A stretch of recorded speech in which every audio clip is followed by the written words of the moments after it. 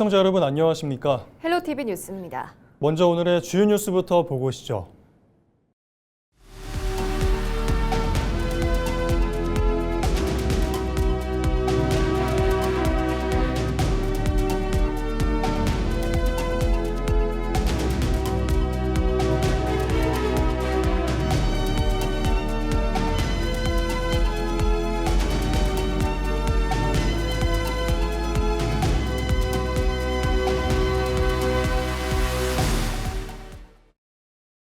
도성훈 인천시 교육감이 세 번째 임기 동안 지난 8년과는 차별화된 질적 변화를 예고했습니다. 특히 그동안 내세웠던 일거스의 AI 리더의 학생 성공 시대를 앞당기겠다고 전했는데요. 자세한 내용 송효창 기자가 취재했습니다. 기존 정책의 연속성을 기대하는 동시에 새로운 변화를 요구받고 있는 3선의 도성훈 인천시 교육감. 앞선 두 번의 임기가 인프라 구축과 양적 확장의 시기였다면 이번 임기에서는 확실하게 차별화된 질적 변화를 보이겠다고 밝혔습니다. 체감할 수 있는 현장 지원으로 교육의 기본을 단단히 다지겠습니다. 그 기반 위에서 구글이 협력을 제안한 일거스 AI 교육, 유네스코가 인정한 바다학교, UN, 나사와 함께하는 세계로 배움학교를 학교 교육과정과 깊이 연계하겠습니다. 인천 학생들의 진로 선택 폭을 넓히기 위한 방안도 제시했습니다. 특히 바이오와 반도체, 항공물류 AI 등 첨단 산업이 집중되는 만큼 인천 교육도 도시의 미래와 발맞춰 나가겠다는 것. 기존 37개교 48개 학과 개편을 이어갔고요. 앞으로는 AI 전자 마이스터고 또 에너지 고등학교, AI 창업학교 등을 꾸준히 신설 개편하면서 인천에 필요한 인재들이 인천에서 교육받고 인천에서 직업도 가질 수 있는 정주 여건도 함께 만들어 가려고 하고 있고요. 이외에도 그동안 문제가 됐던 과밀학급 문제와 원도심의 공동화 등을 해소하기 위한 맞춤형 전략도 내놓았습니다. 신도심 과밀학급 해소를 위해서 지난 8년간 66개 학교 신설을 승인받았습니다. 앞으로도 과밀학급 제로화를 목표로 학교 신설을 차질 없이 추진하고 원도심 교육균형 발전 예산을 기존 48억 원에서 60억 원으로 확대할 예정입니다. 서해 5도를 포함한 지역별 교육발전 전담기구를 운영하고 대학과 기업, 지역사회와 연계한 교육혁신지구를 확대해 행정적, 정책적 지원도 약속했습니다. 또한 이 같은 실행을 위해서는 우공이산의 마음으로 끝까지 최선을 다하겠다고 전했습니다. 지난 8년과는 차별화된 질적 변화를 예고한 도성훈 인천시 교육감. 앞으로의 4년, 인천 교육이 어떻게 변화할지 관심이 모아지고 있습니다. 헬로티비 뉴스 송희차입니다. 인천과 부천 지역 국회의원들이 경인선 철도 지하화 사업의 정부 종합계획 반영을 요청했습니다. 인천 지역 허종식 노종면 의원과 부천 지역 서영석, 김기표, 이건태 의원 등은 최근 국토부와 간담회를 열고 추진 방안을 논의했습니다. 의원들은 인천역에서 온수역까지 연결되는 23km 구간과 17개 역사를 지하화하고 기존 철도 부지와 연접 부지를 통합 개발하는 구상을 종합계획에 반영해달라고 국토부에 요구했습니다. 또 지상철도인 경인선은 수십 년간 소음, 진동, 생활권 단절 등 인근 주민들에게 심각한 불편을 초래했다고 지적하면서 사업 필요성을 강조했습니다. 관련 특별법에 따라 철도 지하화 종합계획을 수립 중인 국토부는 의원들의 요청 사항에 대해 지역 의견을 적극적으로 반영하겠다고 밝혔습니다. 의정부 고산동 캠프 스탠리 인근 주민들의 헬기 소음 피해를 보상하고 예방하기 위한 법안이 발의됐습니다. 이재강 국회의원은 군소음법과 주한미군 공여구역 주변 지역 지원 특별법 개정안을 대표 발의했다고 밝혔습니다. 개정안은 군사 목적으로 사용되는 주한미군 공여구역에서 발생하는 항공기 소음도 보상할 수 있도록 근거를 마련하고 주한미군 활동에 따른 소음과 진동 피해 예방 대책을 정부가 수립하도록 하는 내용을 담고 있습니다. 이재강 의원은 국가 안보와 군사 활동을 이유로 주민들의 희생이 당연시돼서는 안 된다며 국가가 책임 있는 보상 체계를 마련해야 한다고 강조했습니다. 지역의 교육 공백 문제와 심각해지는 인구 감소 문제는 경기 북부 지자체들의 가장 큰 고민거리입니다.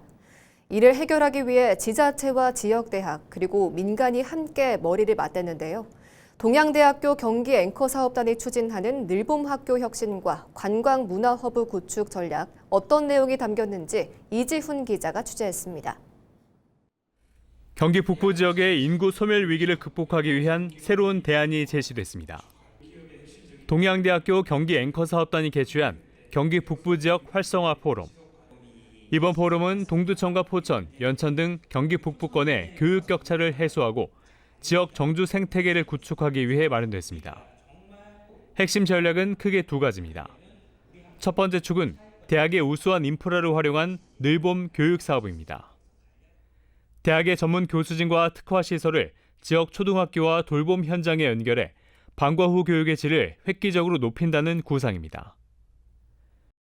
지금 올 여름 방학 같은 경우에는 특화 교육 프로그램 3개를 운영을 하고 있고요. 그리고 6명의 이제 강사를 양성을 해서 저희가 방학 동안에 운영을 하고, 그리고 2학기 늘봄 프로그램 같은 경우에는 지금 초등학교에서 2학기에 대한 계획을 세우고 있기 때문에 그 부분은 협의를 지금 해 나가고 있습니다. 또 다른 축은 지역 활력을 불어넣을 관광 문화 산업 육성입니다.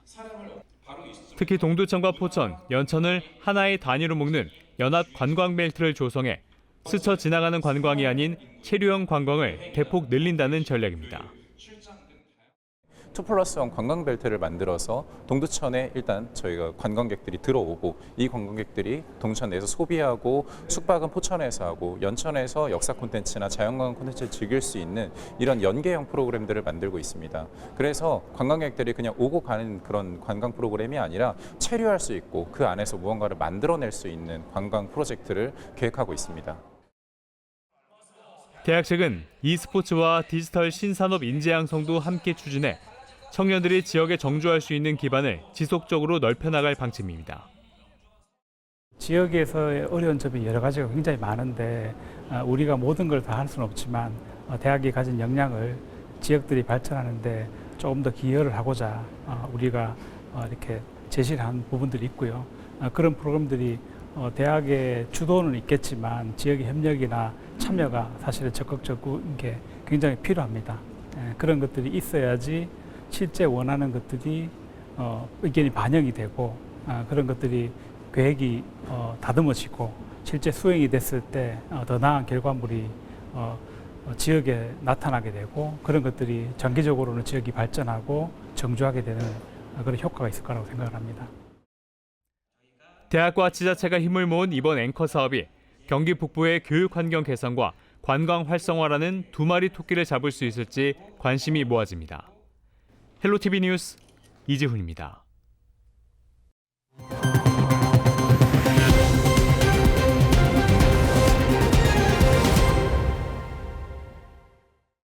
부평문화원이 23일 오전 부평구청 7층 대회의실에서 제83회 부평 조찬 강연회를 개최했습니다.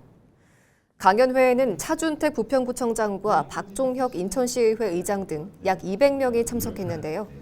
인문 콘텐츠 전문가인 한기일 작가가 강연자로 나서 영화를 바탕으로 인공지능 기술을 흥미롭게 설명했습니다. 이미테이션 게임과 아이 로봇 등 대중에게 친숙한 작품 속 사례를 통해 강연을 이어갔습니다. 인공지능 시대의 인간의 역할은 더욱더 인간다운 형태와 가치를 찾아가는 데 있다고 강조했는데요. 한편 다음 부평 조찬 강연회는 오는 겨울에 진행될 예정입니다.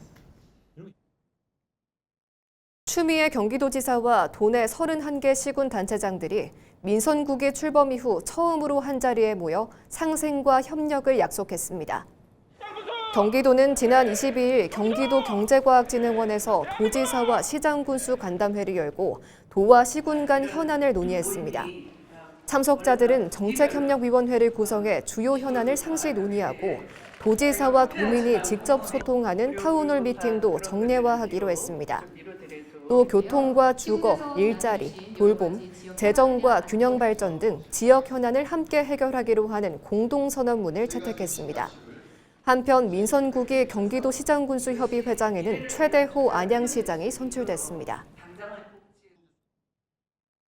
의정부시의회가 22일부터 오는 31일까지 10일간의 일정으로 제346회 임시회를 엽니다.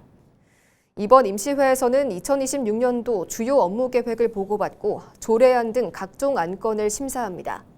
첫날 본회의에서는 CLC 통가도로 국유재산 사용료 면제와 국가 부담을 비롯해 재정 상황 공개, 광역버스 확충 등 4명의 의원이 5분 자유 발언에 나섰습니다.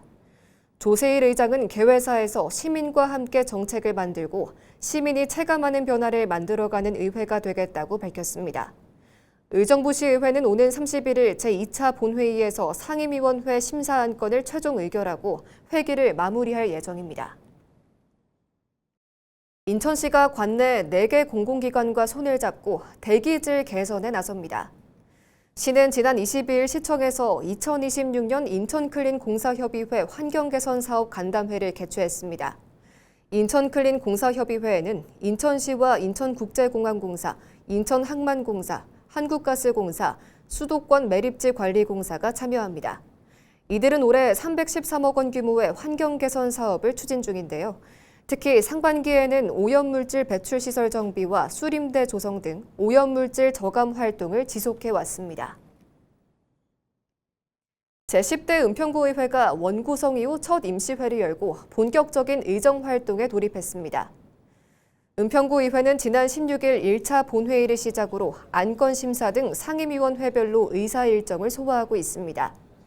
21일부터는 은평구청 각 부서와 산하기관으로부터 상반기 업무 추진 실적과 하반기 주요 업무 계획을 보고받으며 민선국이 은평구청의 주요 현안을 점검하고 있는데요.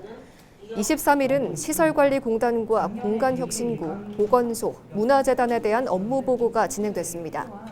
이 자리에서 의원들은 수색역세권 개발, 서울혁신파크 부지 개발 등 지역 수건 사업이 조속히 추진될 수 있도록 적극적으로 대응해달라고 주문했습니다. 은평구의회는 24일 제2차 본회의를 열어 안건을 처리한 뒤 임시회를 폐회할 예정입니다. 서울 아파트 매매 실거래 가격이 전월보다 1% 이상 오르며 상승폭을 확대한 것으로 나타났습니다.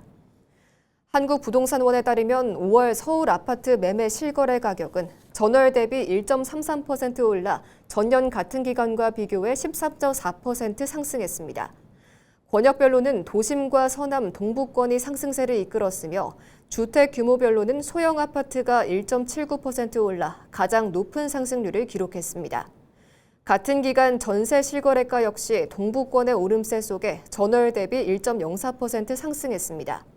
한편 지난달 서울 아파트의 월세 거래 비중은 54.1%를 기록해 전세 비중을 크게 앞지른 것으로 나타났습니다. 서울 은평구가 오는 25일 청소년 참여 예산 정책 제안 대회를 엽니다. 이번 대회는 청소년이 일상 속 불편 사항을 직접 발굴하고 이를 정책이나 사업 아이디어로 제안하는 기회를 제공하기 위해 마련됐습니다. 은평구는 지난 4월부터 참가자를 모집하고 서류 심사 등을 통해 본선에 진출할 8개 팀을 선정했습니다. 본선에 오른 청소년 제안 사업은 전동 킥보드 거치대 디자인 개선, 인공지능 마음 신호 등 청소년 교류 캠프, 청소년 마을 역사 여행 등입니다. 심사를 통해 우수 제안으로 선정된 6개 팀에는 총 100만 원의 상금이 수여되며 우수 제안은 내년 참여 예산 청소년 사업으로 반영될 예정입니다. 양천구가 영세도시 제조업 근로자의 건강과 안전을 보호하기 위해 작업 환경 개선 지원 사업을 추진합니다. 양천구는 사업 참여 공모를 통해 관내 도시 제조업 중 비중이 가장 큰 의류 봉제업체 5곳을 최종 선정했습니다. 선정된 업체에는 냉난방기와 산업용 환풍기, 화재 감지기 등 맞춤형 설비 구축 비용으로 업체당 최대 720만 원이 지원됩니다. 양천구는 1:1 안전 컨설팅과 교육을 병행하는 한편 지원 후에도 3년 동안 사후 관리를 이어갈 방침입니다. 의정부시가 지하철 8호선 연장을 촉구하는 범시민 결의대회를 열었습니다. 시민 500여 명이 한자리에 모여 8호선 연장을 정부 광역교통 시행계획에 반영해달라고 촉구했습니다. 김소영 기자가 취재했습니다. 의정부 밀락국민체육센터에 500여 명의 시민들이 모였습니다. 지하철 8호선 연장을 촉구하는 범시민 결의대회에 참석하기 위해서입니다. 시민들은 8호선 연장의 필요성을 알리고 정부의 제5차 광역교통시행계획에 사업을 반영해달라고 한 목소리를 냈습니다. 고산 밀락지구는 서울로 출퇴근하는 우리 주민들이 많이 있습니다. 그래서 그 갈증을 해소할 수 있는 길은 8호선의 빠른 개통입니다. 빨리 해결해 주셨으면 감사하겠습니다. 의정부 동부권은 밀락과 고산 등 대규모 주거단지가 조성됐지만 철도 교통망은 상대적으로 부족하다는 지적을 받아왔습니다. 특히 서울과 경기 남부를 연결하는 광역교통망에 비해 경기 북부의 철도 인프라가 부족해 출퇴근 시간 교통 불편이 반복되고 있다는 겁니다. 의정부시는 8호선 연장이 시민들의 이동권을 확대하고 지역 간 교통 불균형을 해소하는 핵심 사업이라고 강조하고 있습니다. 우리 시민 여러분께서 끝까지 함께 뛰며 제5차 광역교통 시행계획의 반영이라는 결실을 맺을 수 있도록 저는 의정부시의 모든 행정의 역량을 집중을 시키겠습니다. 의정부시는 오는 8월 31일까지 온오프라인 서명운동을 진행하고 시민들의 서명부를 국토교통부와 대도시권 광역교통위원회에 전달할 계획입니다. 시민들의 염원이 정부의 제5차 광역교통 시행계획에 반영될 수 있을지 주목됩니다. 헬로티비 뉴스 김소영입니다. 김포시의회가 최근 김포FC에서 발생한 58억 원대 횡령 사건과 관련해 수사 결과나 집행부의 조치가 미흡할 경우 의회가 가진 모든 권한을 적극 행사해 규명하도록 하겠다고 밝혔습니다. 김계순 김포시의회 의장은 21일 시의회 입장문을 내고 최근 시민단체 논평과 시민들의 우려대로 이번 사안을 결코 가볍게 여기거나 침묵하고 있는 것이 아니라고 해명했습니다. 김 의장은 현재 경찰 수사와 김포시 특별감사가 진행 중인 만큼 의회는 정치적 공방보다 수사와 감사가 제대로 이루어지는지 끝까지 감시하는 것이 우선이라고 밝혔습니다. 또 수사 결과나 집행부의 조치가 시민의 눈높이에 미치지 못하거나 조금이라도 의구심이 남는다면 즉시 특별조사위원회 구성 등 의회가 가진 모든 권한을 적극 행사하겠다고 덧붙였습니다. 제12대 서울시의회가 전반기 원구성을 완료하고 본격적인 의정활동에 나섭니다. 서울시의회는 21일 제338회 임시회 본회의를 열어 11개의 상임위원회 위원을 선임하고 앞으로 2년 동안 각 상임위원회를 이끌 위원장을 선출했다고 밝혔습니다.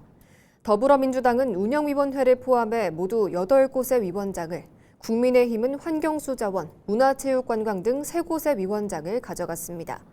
임만균 의장은 전반기 원구성이 완료되면서 본격적인 의정활동의 출발선에 서게 됐다며 제12대 서울시의원 118명 모두가 한마음으로 책임 있는 의정활동을 펼치겠다고 포부를 밝혔습니다. 은평지역 서울시의원인 이병도 의원이 제12대 서울시의회 운영위원회 위원장으로 선출됐습니다. 이병도 운영위원장은 3선 출신 의원으로 예산결산위원회 위원장, 운영, 보건복지, 기획경제위원회 등에서 의정활동을 펼쳤습니다. 운영위원회는 의회 사무처와 서울시장 비서실, 정무부 실장을 소관하는 서울시의회 핵심 상임위원회로 시정 전반의 주요 정책과 현안을 종합 검토하고 의회 운영에 관한 사항을 총괄하는 컨트롤타워 역할을 하고 있습니다. 이 위원장은 운영위원회 운영 방향으로 AI 디지털 기반 의정활동 혁신, 의정활동 홍보체계 전면 개편, 의정활동 지원체계 강화 등을 중점 추진 과제로 제시했습니다. 운영위원장으로서 역할을 할 수 있게 또 이렇게 지지해 주셔서 감사합니다. 우리 13분의 운영위원으로 선임되신 유능하고 열정을 가득한 우리 운영위원회 의원님들과 함께 우리 의원님들과 소통하면서 역할들 잘 수행하도록 하겠습니다. 이상으로 뉴스를 마칩니다. 시청해주신 여러분 고맙습니다.